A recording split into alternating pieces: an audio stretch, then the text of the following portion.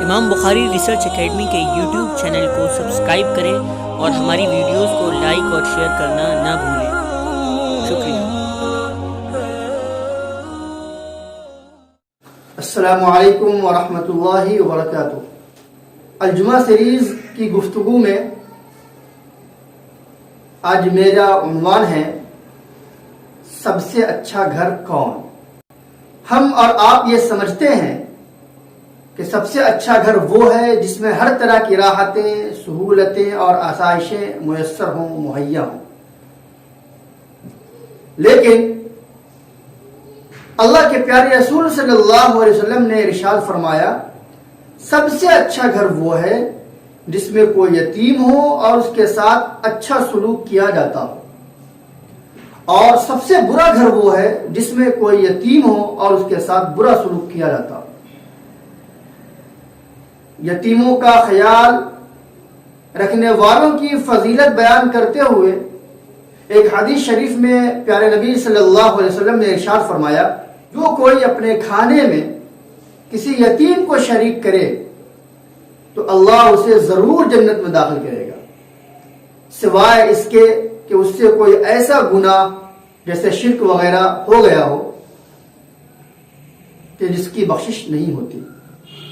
ایک دوسری حدیث کے اندر اللہ کے پیارے نبی صلی اللہ علیہ وسلم نے ارشاد فرمایا کہ کل قیامت کے دن میں اور یتیموں کی کفالت کرنے والا اس طرح ہوں گے۔ آپ اندازہ کیجئے وہ کتنا خوش نصیب بندہ ہے جسے کل قیامت کے روز اللہ کے رسول صلی اللہ علیہ وسلم کا اتنا قرب حاصل ہوگا اور آپ کی معیت ان کو اس قدر حاصل ہوگی۔ ایک شخص اللہ کے نبی صلی اللہ علیہ وسلم کی خدمت میں حاضر ہوا اور عرض کیا، یا رسول اللہ صلی اللہ علیہ وسلم، میرا دل بہت سخت ہے، میں کیا کروں؟ آپ صلی اللہ علیہ وسلم نے ارشاد فرمایا، تم مسکینوں کو کھانا کھلاؤ اور یتیموں کے سر پر ہاتھ پھیرو۔ یہ ہے اسلام میں یتیم کی اہمیت اور اس کی فضیلت۔ یہ ساری فضیلتیں ہم سب حاصل کر سکتے ہیں۔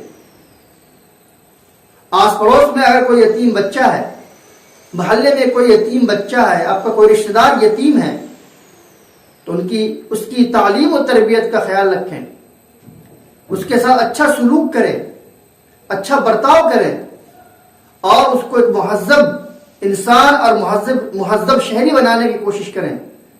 انشاءاللہ آپ کا یہ عمل اللہ کے نزدیک بڑا مقبول اور محبوب ہوگا اور اس کے نتیجے میں اللہ اور اس کے پیارے نبی صلی اللہ علیہ وسلم کا قرب آپ کو نصیب ہوگا۔